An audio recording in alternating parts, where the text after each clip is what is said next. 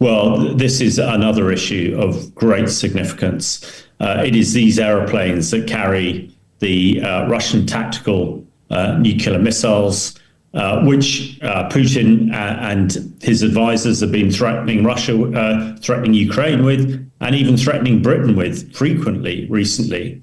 It now makes it much, much more difficult for Putin to use his tactical nuclear capability with so many of his aircraft destroyed and unusable. So I think, again, it's taking another key weapon out of Putin's arsenal, which he has used to threaten the West. And, and actually, I think it's worked with a lot of European countries until recently have been terrified whenever Putin threatens tactical nuclear weapons. But actually now I think people can realize that, a lot of his capability to launch them has been destroyed. And we see that across Europe with a lot of European countries now rearming, spending a lot of money on defense, and really at last showing Putin that Europe is serious in its defense and serious in its support to Ukraine. In our previous conversation, we discussed some people in the Kremlin who could be unpleasant, and also who could not support Putin's regime, who could be unhappy about this war. Do you feel that recent attacks of Ukraine, these attacks on Russia's strategic assets, could even make these people more unhappy about Putin's regime, and could make Russian generals more unhappy about Putin's rule and this probably biggest military disaster and military humiliation for Russia?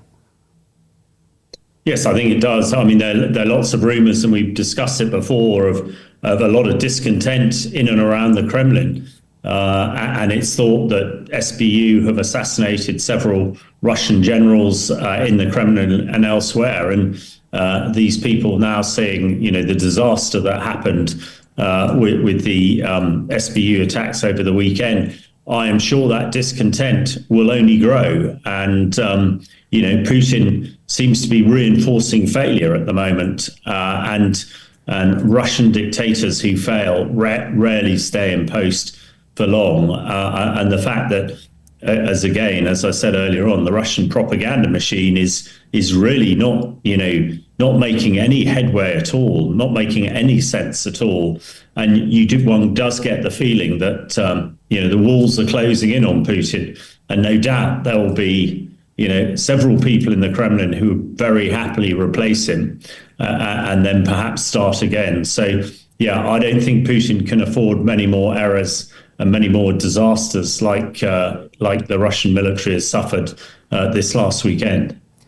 Do you feel that these attacks deep inside Russia could become another turning point of this war, and could help Ukraine to turn the tide and force Putin to make any kind of concessions?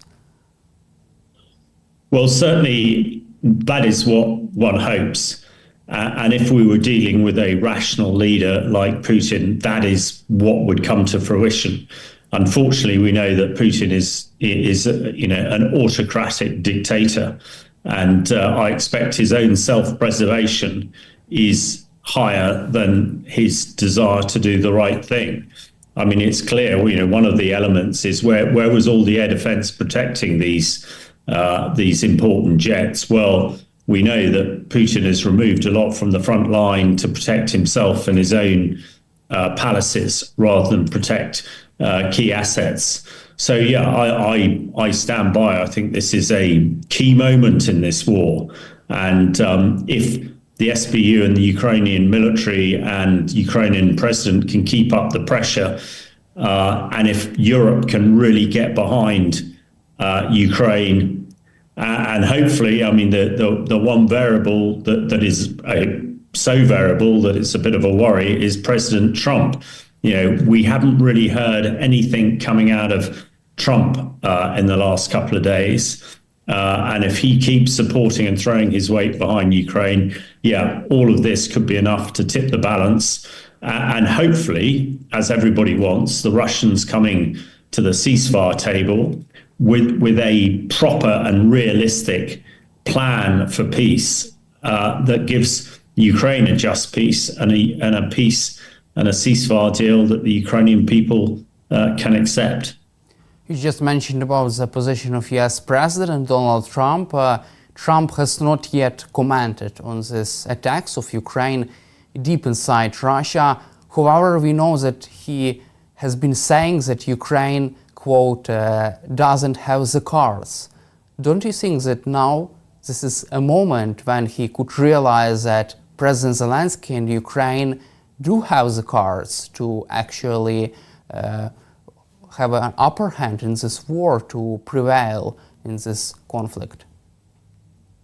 Yes, I think absolutely. Even Trump cannot dismiss this as anything but a huge strategic success for Ukraine.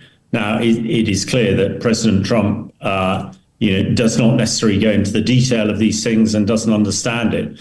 It's pretty clear as well that Ukraine's military operational security, as we call it, has been absolutely excellent. Obviously the Russians had no idea this was happening, and it seems pretty clear the Americans didn't either.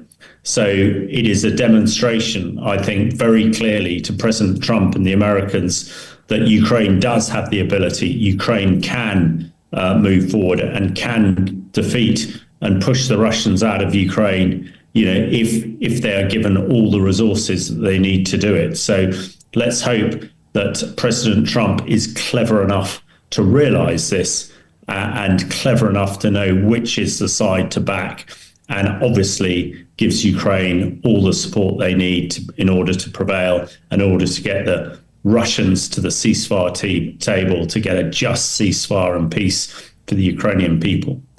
Do you feel that this Ukrainian attacks deep inside Russia also bring US President Donald Trump closer to imposing sanctions against Russian economy? Well, let us hope so, because Trump alone has the ability to really turn the screw on the Russian economy, and sanctions, particularly against the oil industry. If Russia cannot sell its oil, number one, and if it can't sell its oil above $50 a barrel, its economy is going to grind to a halt pretty quickly, and its war machine is going to grind to a halt pretty quickly.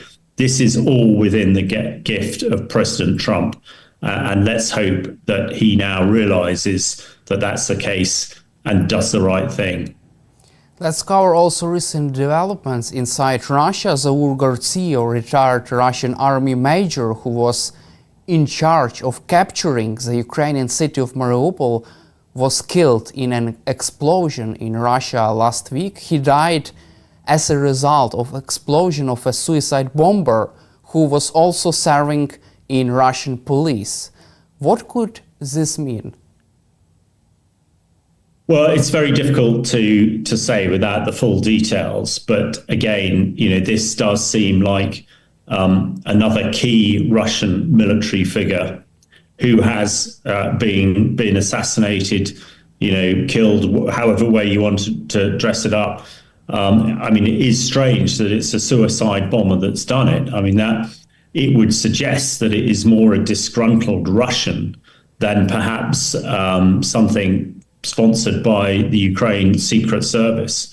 But yet again, it puts another nail in the Russian coffin that none of its key commanders are safe. Those who have committed atrocities against Ukraine people, again, get their just desserts, whatever ways. And if this happens to be a Russian soldier who's done it, then that, I think, indicates quite how desperate morale is within the Russian army, and leads me to really agree what I said to you last time we spoke, that I think the Russian army is reaching its culminating point. It's running out of steam, which is why it's so important that we in the West give everything we can to Ukraine to make sure that they can push the Russians over the line to come and discuss a proper and just peace deal with the Ukrainian negotiators.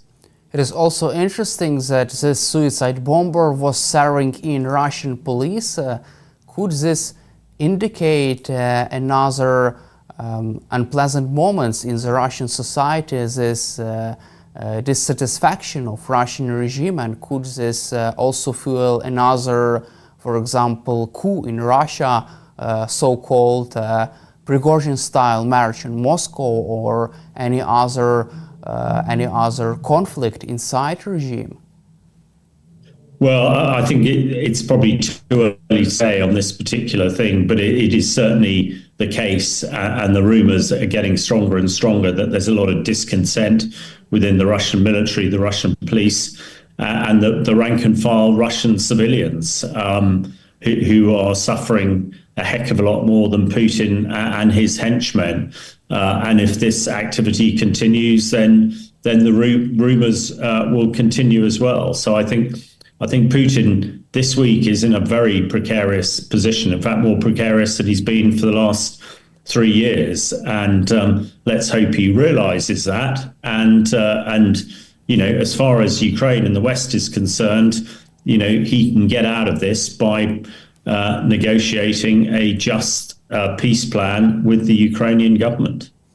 You just mentioned about the Putin's way out of this war. It seems like Vladimir Putin faces stalemate situation. He's in difficult situation because on one hand, if he continues the war against Ukraine, then there would be another attack deep inside Russia on Russian strategic assets and on Russian key military facilities. On the other hand, if he agrees with ceasefire proposals, then Russian hardliners could topple his regime. Do you feel that Vladimir Putin has this chance to have a way out of this difficult situation? Only he is responsible for this, where he is right now.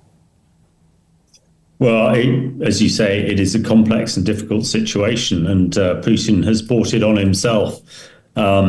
It's, for normal democratic peoples like Ukraine and Britain, it would seem straightforward. He would negotiate a ceasefire, and that would be it. However, this is Russia, and he is a dictator who no doubt has created enemies, and he has created a disaster for Russia. So he probably expects that if he goes for a ceasefire now, then many of those hardliners close to him will see him as a failure and that he's capitulated and will remove him.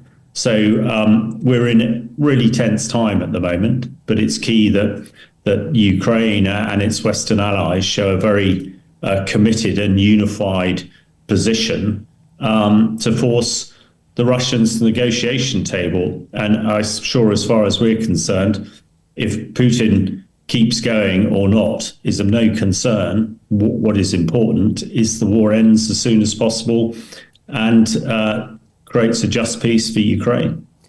Also, according to Bloomberg, Russian dictator Vladimir Putin is confident that his army would be able to break through Ukrainian defense lines and capture whole 4 Ukrainian regions until the end of this year. What is your assessment of this unrealistic objective of Putin's war machine? Well, I think it is unrealistic. The lines on the contact line, 800 meters or so long, have moved very, very little in the last year. In fact, last 18 months, the only major incursion was by Ukraine forces in the Kursk region back last summer. So, I don't think there is any prospect that Russian ground forces are going to make any great gains into Ukraine. And let's hope that the Russians realize that, because this ridiculous war is just killing more and more people every day, and everybody in the world seems to want peace except Putin and his close advisors. And let's hope that the majority of the Russians realize this, and we can get a ceasefire and peace deal, as soon as possible to prevent the killing and try and enable Ukraine to get back on its feet. And let's not forget, everybody mustn't forget, that it's Russia that was the aggressor. Russia invaded Ukraine, and it needs to get out, and it then needs to pay recompense for all the damage that's been done. Let's also cover UK nuclear deterrence and the new news developments regarding the UK's defense. According to the British media, UK fighter jets could soon carry nuclear bombs, tactical nuclear weapons, for the first time of the history. What is your reaction, your assessment of this new defense plans of the UK government regarding the usage of tactical nuclear weapons, as you just proposed in your recent articles? Well, I think this comes out of the UK Strategic Defence Review, which was announced yesterday. I personally think it is absolutely the right move. When Putin looks at Europe and looks at the nuclear deterrent, he doesn't see a lot of tactical nuclear weapons, and certainly Britain has got no tactical nuclear weapons. Putin assumes that if he used a tactical nuclear weapon against Ukraine, Britain is not going to start Armageddon, if you like, start a global nuclear war by firing a nuclear ballistic missile. And he's probably right. But Britain gave up its tactical nuclear weapons bizarrely in 1997, the same year that Ukraine signed the Budapest Treaty, which Ukraine gave up its nuclear weapons in return for assurance of security from the Russians, the Americans, and the Brits. So I think this is a really good move, and I hope it happens sooner rather than later. Also, British government plans to build another 12 submarines in response to the rising threats around the globe, and also in response to the threats posed by Russia. What is your take on such plans of British government, and do you expect these plans to be implemented soon? It's a key part of the UK's Strategic Defence Review. I think it makes a lot of sense. These nuclear submarines hold Britain's cruise missiles and hypersonic missiles. These have proved to be very effective in the Ukraine war. So it makes a lot of sense. The challenge with Britain's new defence review is that a lot of these capabilities, are not going to be in position for 10 years or so. And actually, what we need is capability now, so that it's a deterrence now against Putin, because that's really what the UK defence restructuring is all focusing on. So the kit is absolutely as it should be. Whether the British government is prepared to spend the money on it, that is another issue. But I think most people have welcomed, certainly in the UK, the defence review, which was announced yesterday. And also the last question for you regarding the military-industrial base of the United Kingdom. UK Defence Minister announced the new investment in the increasing production of military equipment in the UK. 1.5 billion pounds would be invested in this area to increase production of weaponry in the United Kingdom. What is your assessment of this? Another step to make the United Kingdom more safe place to live and to deter Russia from another attack against the European state? I think this is another sensible move by the British government. Another lesson being learned from Ukraine, that you need to be able to produce domestically enough ammunition and missiles of yourself in order to maintain, conflict against somebody like Russia. And, if the Russians look and see that Britain has all this capability, then it provides extra deterrence. So, and also the government will say it's good for British prosperity and to grow the British economy. British defence industry is a very major part of the British economy. So again, I think this is a good thing and to be applauded.